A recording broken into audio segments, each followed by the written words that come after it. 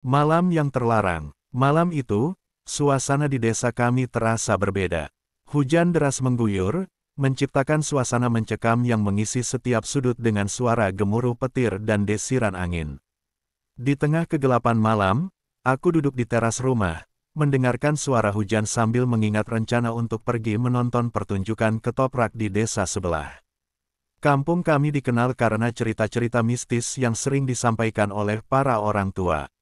Salah satunya adalah kisah tentang Tukul, hantu tanpa kepala yang meresahkan anak-anak nakal. Konon, Tukul akan menghampiri mereka yang berani bermain di luar saat malam, membawa ketakutan dan kengerian. Namun, rasa ingin tahuku mengalahkan ketakutanku. Aku selalu penasaran dengan cerita-cerita itu, seolah ada daya tarik tersendiri yang membuatku ingin tahu lebih dalam. Setelah menunggu beberapa saat, aku memutuskan untuk tetap pergi meskipun hujan. Dengan sepeda tua yang diwariskan oleh ayah, aku berangkat menuju desa sebelah. Jalanan licin membuatku berhati-hati, tetapi semangatku tidak pudar. Ketika aku tiba di lokasi pertunjukan, kekecewaan menghantuiku. Pertunjukan telah dibatalkan karena cuaca buruk. Dengan perasaan hampa, aku berbalik arah untuk pulang. Namun, saat melintasi jalan setapak yang sepi, sepeda yang aku kendarai tiba-tiba tergelincir. Dalam sekejap, aku terjatuh di tepi jalan, dekat dengan area pemakaman desa. Suasana malam yang gelap membuatku merasa terasing. Ketika aku berusaha bangkit, rasanya seperti ada sesuatu yang mengawasi dari balik bayang-bayang. Ketakutan mulai menjalar di dalam diriku. Di tengah keheningan, aku mendengar suara gemericik air hujan yang jatuh ke tanah, menciptakan kebisingan yang aneh. Rasanya, setiap detik menjadi lebih lama saat aku berada di situ. Tanpa bisa menahan rasa penasaran, aku perlahan mendekati pemakaman. Di dalam kegelapan, aku melihat sosok misterius berdiri di antara nisan-nisan. Sosok itu tampak tidak biasa, memegang kepalanya sendiri dengan tangan yang tampak pucat.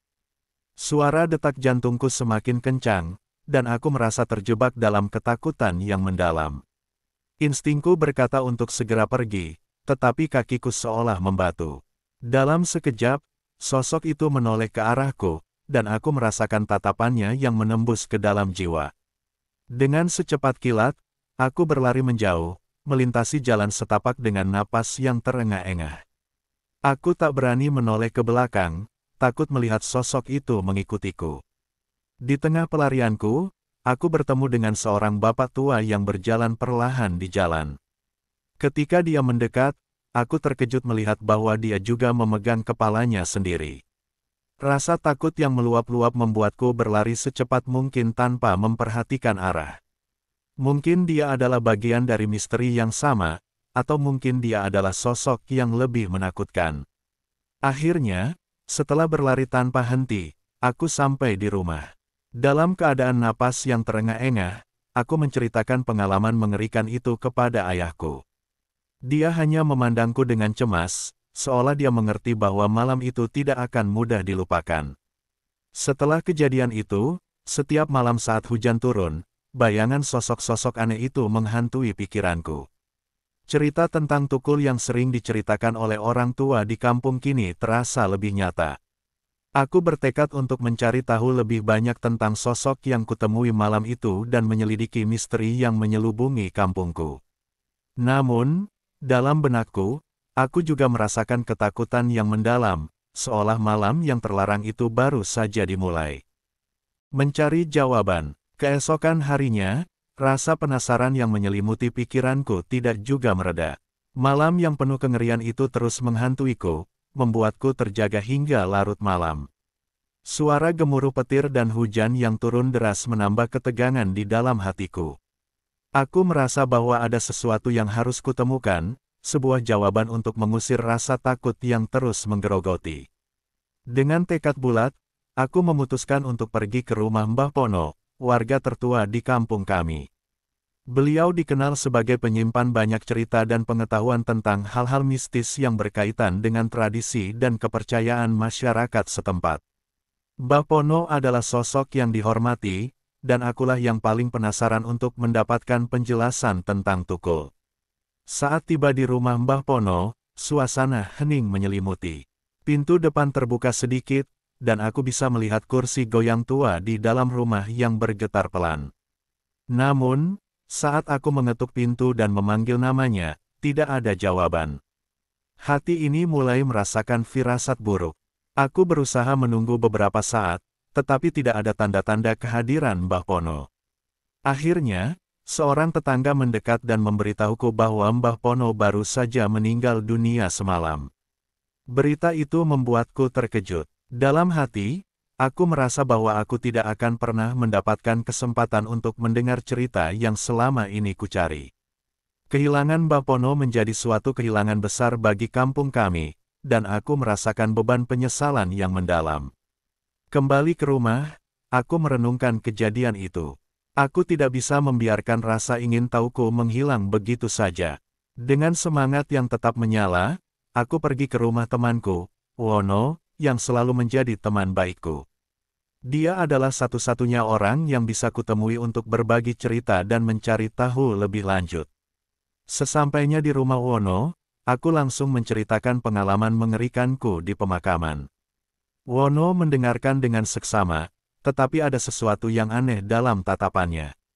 Dia tampak gelisah dan tidak seperti biasanya. Aku merasakan ketidaknyamanan di antara kami, tetapi aku berusaha untuk tidak menggubrisnya. Wono, kamu tahu tentang Tukul, kan?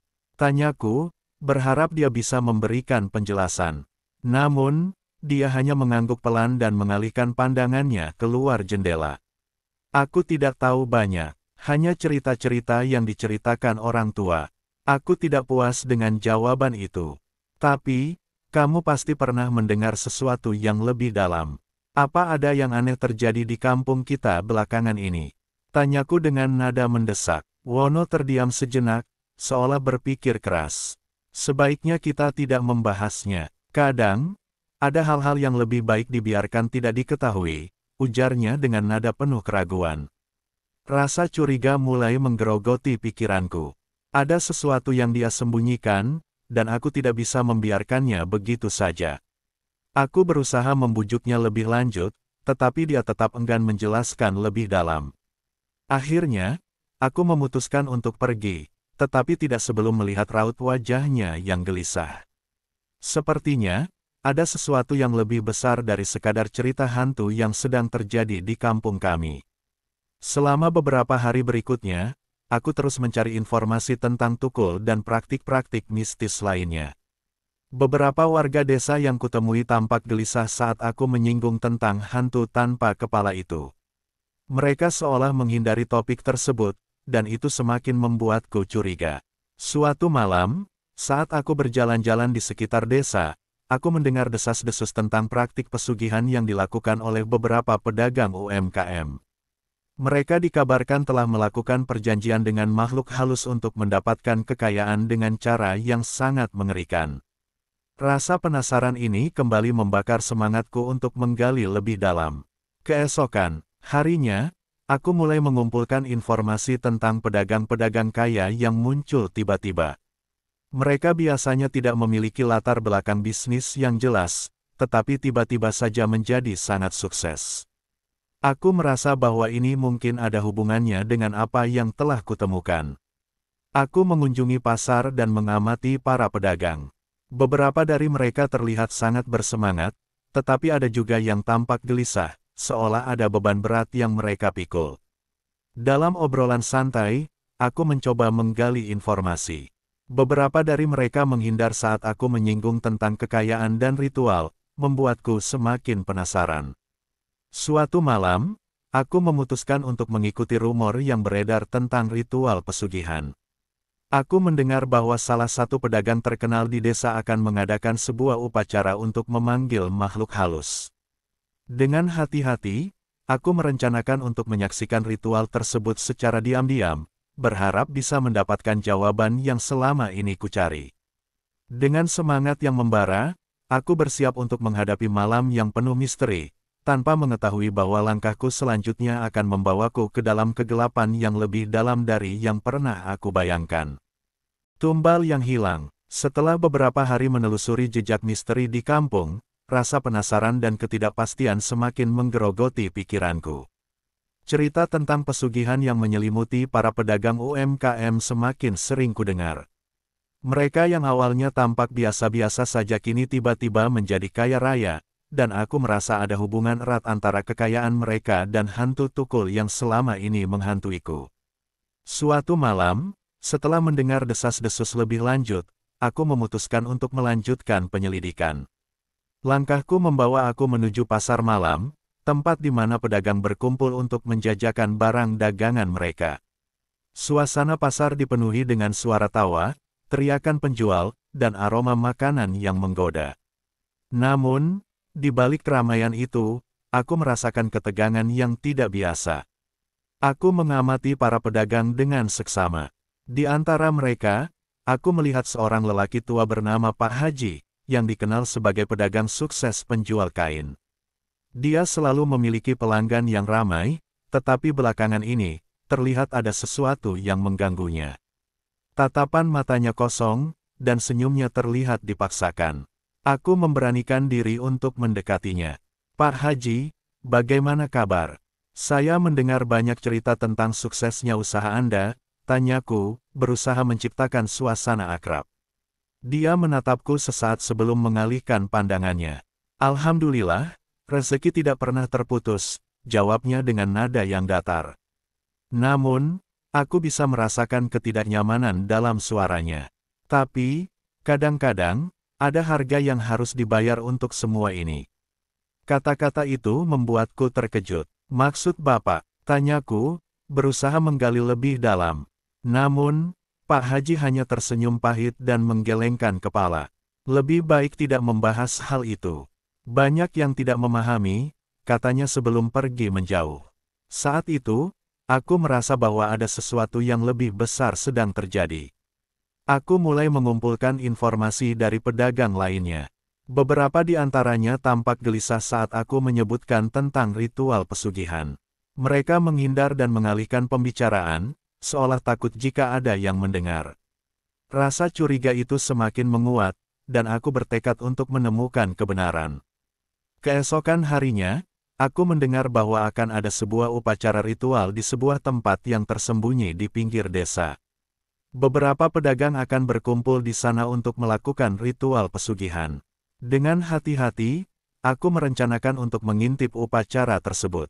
Aku merasa ini adalah kesempatan penting untuk mengungkap misteri yang menyelimuti kampung dan para pedagang. Malam itu, aku berjalan menyusuri jalan setapak yang gelap.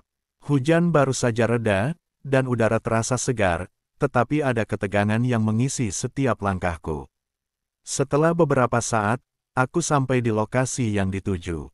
Di balik semak-semak, aku melihat sekelompok orang berkumpul. Mereka berdiri dalam lingkaran, mengelilingi sebuah altar sederhana yang dihiasi oleh berbagai sesajen. Sosok Pak Haji menjadi salah satu dari mereka. Dia tampak serius, wajahnya dipenuhi kerut-kerut ketegangan. Aku menyaksikan dengan seksama saat mereka mulai mengucapkan mantra dalam bahasa yang tidak kutahu. Suara mereka membahana dalam keheningan malam, dan suasana terasa semakin mencekam. Ketika upacara berlangsung, aku melihat sosok yang muncul dari balik bayang-bayang. Dengan tatapan yang tajam, sosok itu tampak seperti makhluk halus yang berwujud manusia, tetapi dengan kepala yang hilang. Ketika sosok itu melangkah lebih dekat, aku merasakan getaran ketakutan yang luar biasa. Inilah yang mereka sebut kepala buntung.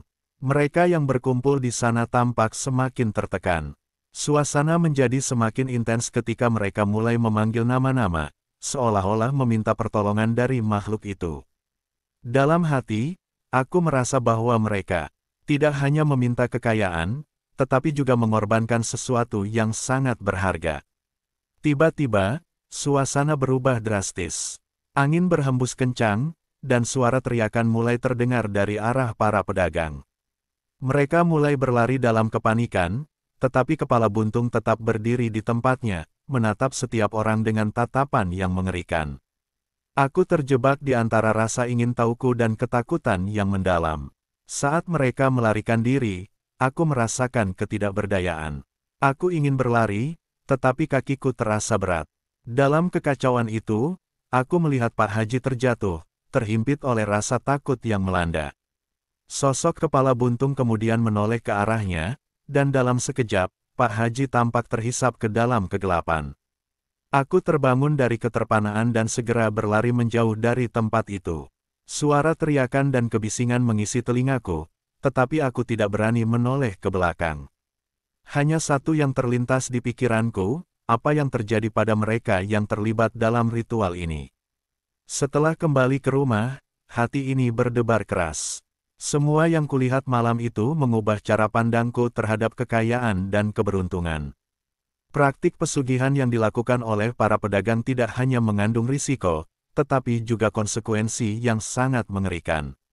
Mereka telah melangkah jauh ke dalam kegelapan, dan aku tidak ingin terjebak dalam dunia yang sama.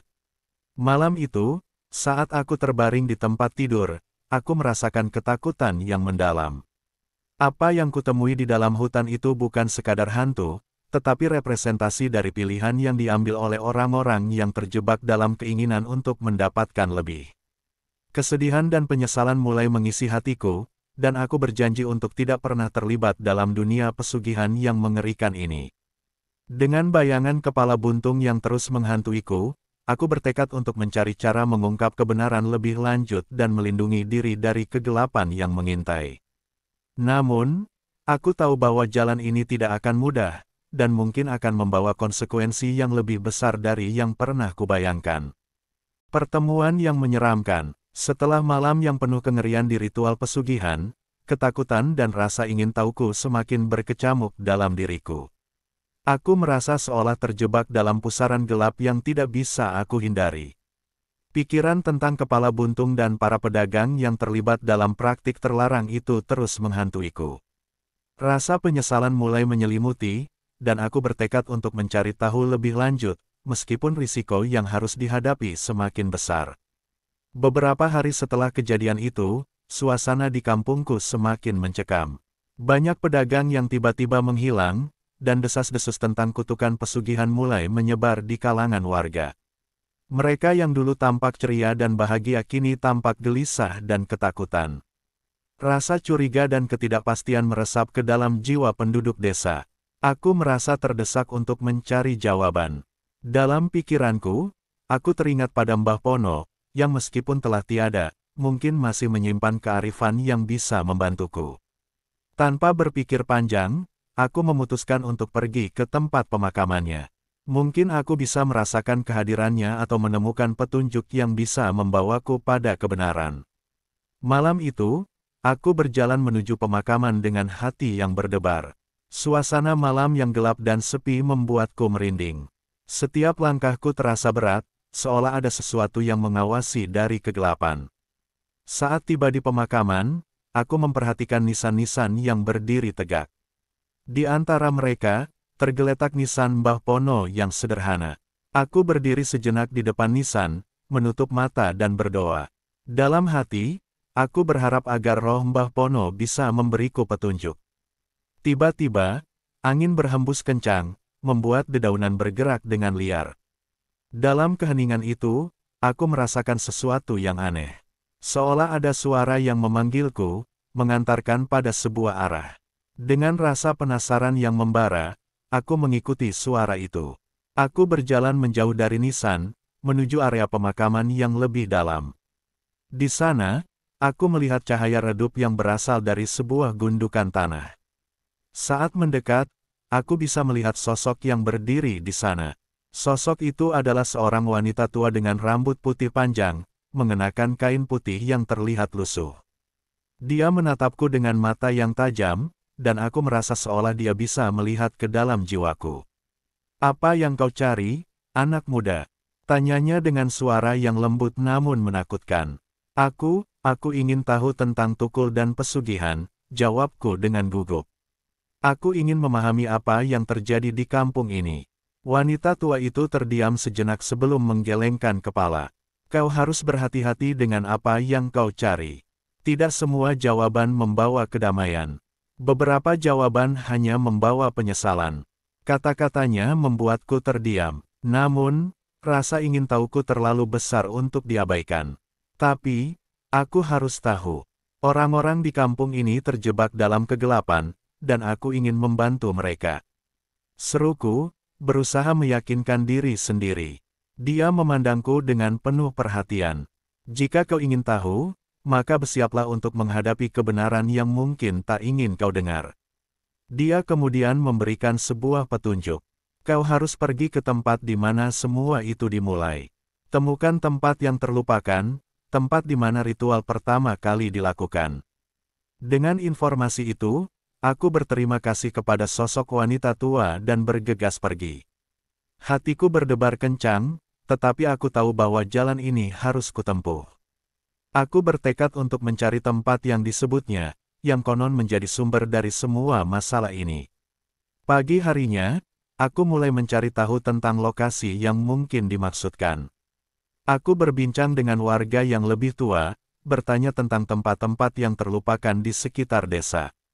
Salah satu orang tua mengingatkan tentang sebuah gua yang terletak di pinggir hutan, yang konon pernah dijadikan tempat berkumpul oleh para dukun dan pelaku pesugihan.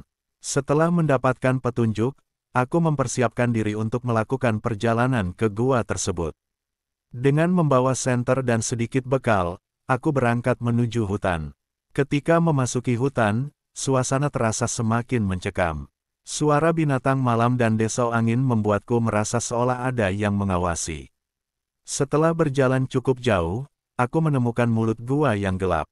Suasana di dalam gua sangat dingin dan lembab, membuatku merinding. Dengan hati-hati, aku menyalakan senter dan melangkah masuk. Dinding gua dipenuhi dengan lukisan-lukisan kuno yang menggambarkan ritual-ritual aneh. Aku bisa merasakan aura mistis yang menyelimuti tempat ini. Saat aku menjelajahi gua, aku menemukan altar kecil di tengah ruangan. Di atas altar, terdapat berbagai sesajen yang sudah membusuk. Aroma busuk menyengat hidungku, dan aku merasa mual. Namun, aku tahu bahwa aku harus mencari lebih dalam. Di belakang altar, aku menemukan sebuah ukiran di dinding gua. Dengan senter, aku mencoba membaca tulisan yang terukir di sana. Ternyata, itu adalah petunjuk tentang ritual pesugihan yang pernah dilakukan oleh para dukun. Di sana tertulis bahwa mereka yang terlibat dalam praktik ini harus melakukan pengorbanan, dan hasil dari pengorbanan itu akan kembali menghantui mereka. Saat aku membaca tulisan itu, aku merasakan getaran yang kuat di sekelilingku. Tiba-tiba, cahaya senterku berkedip-kedip, dan aku merasakan angin kencang berhembus di dalam gua.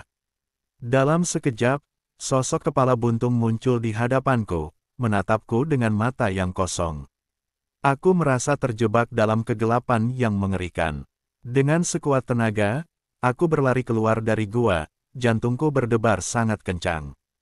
Dalam kepanikan itu, aku menyadari bahwa semua yang kulihat adalah akibat dari pilihan yang diambil oleh mereka yang terlibat dalam pesugihan.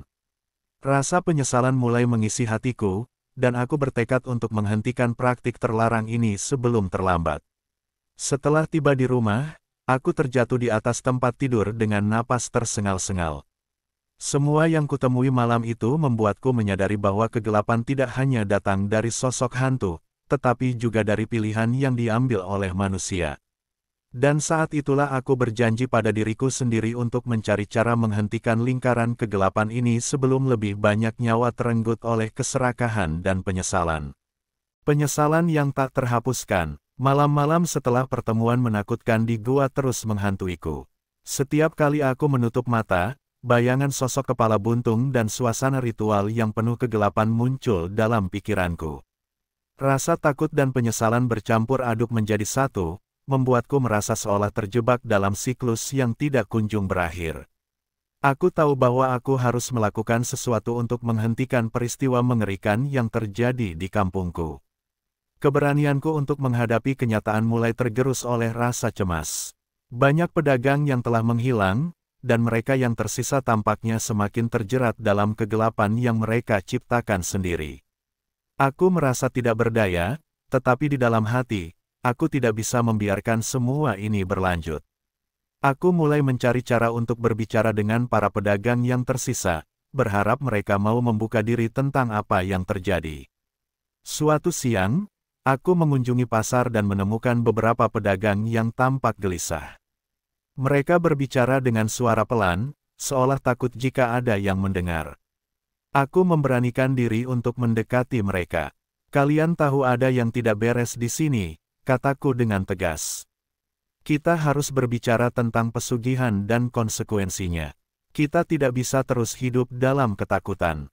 Beberapa dari mereka menatapku dengan skeptis, tetapi ada juga yang tampak ragu. Kau tidak tahu apa yang kami alami, salah satu pedagang, seorang wanita bernama Busari, akhirnya berbicara. Kami sudah terjebak dalam janji-janji palsu. Kami ingin kaya, tetapi ini semua hanya membawa malapetaka. Mendengar pengakuannya, aku merasakan kepedihan yang mendalam. Kita harus bersatu, mencari cara untuk menghentikan semua ini. Kita harus berani melawan kegelapan ini, ujarku, berusaha menyemangati mereka. Beberapa di antara mereka mulai mengangguk, tetapi ada juga yang menolak untuk berbicara lebih lanjut. Kau tidak tahu apa yang akan terjadi jika kita melawan. Kepala buntung tidak akan membiarkan kita pergi begitu saja, kata salah satu pedagang dengan nada putus asa. Aku tidak bisa membiarkan rasa takut itu menguasai mereka. Kita sudah melihat apa yang terjadi pada orang-orang yang berusaha mengabaikan masalah ini. Kita harus berani menghadapi konsekuensi, bukan bersembunyi di balik ketakutan. Seruku, berharap bisa membangkitkan semangat mereka. Hari-hari berlalu, dan meskipun ada beberapa pedagang yang mulai mendengarkan, banyak dari mereka masih memilih untuk tetap terjebak dalam lingkaran pesugihan. Rasa putus asa menyelimuti pikiranku, tetapi aku tidak bisa menyerah.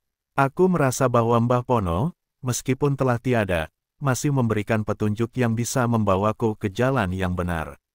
Suatu malam, aku kembali ke pemakaman untuk mencari petunjuk lebih lanjut. Saat aku berdiri di depan nisan Mbah Pono, aku merasakan angin dingin berhembus dan mendengar suara samar. Bersatu adalah kekuatanmu, suara itu berbisik. Aku tahu bahwa aku harus mengumpulkan semua keberanian dan membangun aliansi di antara para pedagang yang tersisa. Aku kembali ke pasar dan mengundang para pedagang untuk berkumpul di sebuah tempat terbuka. Dengan penuh semangat, aku menjelaskan rencanaku untuk menghentikan praktik pesugihan dan membantu mereka menemukan cara lain untuk mendapatkan rezeki yang halal. Kita harus saling mendukung dan berbagi pengetahuan. Kita bisa membangun usaha bersama tanpa harus berurusan dengan kekuatan gelap, ujarku. Mula-mula, mereka tampak ragu, tetapi seiring dengan berjalannya waktu, satu persatu mulai mengungkapkan ketidakpuasan mereka terhadap cara hidup yang mereka jalani. Aku sudah kehilangan segalanya. Aku tidak ingin kehilangan lebih banyak lagi, kata Busari dengan air mata di pelupuk matanya. Akhirnya, kami sepakat untuk membentuk kelompok yang akan berusaha mencari cara baru untuk berbisnis secara jujur. Kami mulai merencanakan usaha bersama, berbagi ide dan pengalaman, serta saling mendukung. Rasa harap mulai tumbuh di antara kami, meskipun bayangan kepala buntung masih mengintai. Namun, tidak lama setelah itu, beberapa pedagang yang masih terjebak dalam pesugihan mulai merasakan dampaknya. Mereka mulai mengalami kemalangan, kehilangan barang dagangan, dan beberapa dari mereka bahkan menghilang tanpa jejak. Ketakutan mulai menyebar di antara kami. Dalam satu pertemuan, aku bisa merasakan ketegangan yang mencekam. Jika kita terus melawan, kepala buntung akan datang untuk menuntut tumbal, seorang pedagang berujar dengan nada cemas. Aku tahu bahwa kami harus tetap bersatu dan tidak membiarkan ketakutan mengendalikan kami. Kita harus melawan. Kita tidak bisa membiarkan kegelapan ini mengambil alih hidup kita. Seruku dengan penuh semangat. Namun, saat kami berusaha melawan, sosok kepala buntung mulai muncul satu persatu di antara kami. Suatu malam, saat kami berkumpul di tempat yang sama, dia muncul dengan tatapan kosongnya. Suasana menjadi kacau dan kami semua berlari ketakutan. Dalam momen kepanikan itu, aku merasa seolah semua usaha kami sia-sia. Aku berlari pulang, merasa putus asa. Aku tidak bisa membiarkan ini terjadi. Dalam hati, aku berdoa agar Mbah Pono memberikan petunjuk terakhir. Saat terbaring di tempat tidur, aku merasa ada sesuatu yang mengarah padaku, seakan suara dari dalam diriku berbisik, "Jangan menyerah." Ada harapan di ujung kegelapan. Dengan semangat baru, aku memutuskan untuk kembali ke gua tempat aku pertama kali menemui kepala buntung. Mungkin ada cara untuk menghentikan semua ini. Setelah menyiapkan diri dengan alat yang diperlukan, aku pergi ke gua. Saat memasuki gua, aku merasakan aura kegelapan yang menyelimuti tempat itu. Di altar tempat ritual dilakukan, aku berdoa dengan sepenuh hati, meminta agar kegelapan ini dihapuskan. Tiba-tiba, angin berhembus kuat, dan sosok kepala buntung muncul di hadapanku. Dalam momen itu, aku tidak merasakan ketakutan, tetapi keberanian. "Kami tidak akan membiarkanmu menguasai kami lagi," teriakku. Sosok itu menatapku dengan tatapan kosongnya. "Kau telah memilih untuk melawan. Namun, setiap pilihan ada konsekuensinya," ujarnya dengan suara yang menggema. Aku tahu bahwa aku harus bertanggung jawab atas semua yang telah terjadi. Aku tidak ingin ada lagi tumbal. "Kami akan menghadapi konsekuensi ini bersama-sama," kataku dengan tegas. Dalam momen itu, aku merasakan energi yang kuat mengalir. Sosok kepala buntung mulai memudar, dan aku merasakan beban berat terangkat dari pundakku. Ternyata, kegelapan ini bisa dihadapi jika kami bersatu dan berani mengambil langkah untuk mengubah nasib. Ketika aku keluar dari gua, aku merasakan cahaya bulan menyinari jalanku. Semua rasa ketakutan dan penyesalan mulai terhapuskan. Kami telah melawan, dan meskipun ada konsekuensi yang harus dihadapi, kami tidak akan lagi terjebak dalam kegelapan. Kembali ke kampung, aku melihat para pedagang yang tersisa bersatu. Mereka tampak lebih berani dan optimis. Kami semua sepakat untuk memulai babak baru dalam hidup kami, berusaha mencari cara untuk mendapatkan rezeki yang halal dan menjauhi semua praktik mistis yang merugikan. Cerita ini bukan hanya tentang menghindari kegelapan, tetapi tentang menemukan cahaya di tengah kesulitan. Kami belajar bahwa penyesalan tidak akan terhapuskan sepenuhnya, tetapi dengan keberanian dan persatuan, kami bisa memperbaiki kesalahan dan membangun masa depan yang lebih baik. Malam itu, saat aku terbaring di tempat tidur, aku merasakan ketenangan yang sebelumnya tidak pernah ada. Pesan Mbah Pono terngiang di pikiranku, "Bersatu adalah kekuatanmu." Dan aku tahu, selamanya kami akan saling mendukung dalam menghadapi segala tantangan yang ada di depan.